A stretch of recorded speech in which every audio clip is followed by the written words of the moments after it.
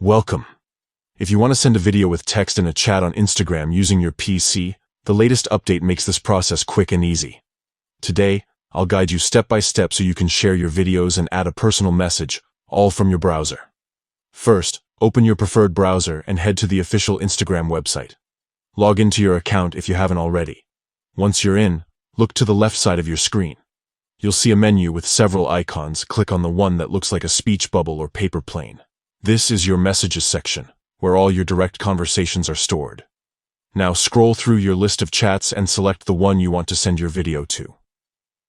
Once inside the chat, focus on the message bar at the bottom. Next to where you usually type your message, you'll notice a small photo icon. Click on this icon to open your file explorer. Browse your computer for the video you want to share. Once you've found it, select it and click Open. The video will be attached to your message, ready to send. Before you hit send, you can add a text comment to go along with your video. Type your message in the text box.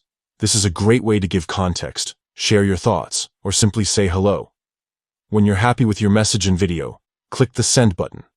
Your video, along with your text, will be delivered instantly to your friend or group chat.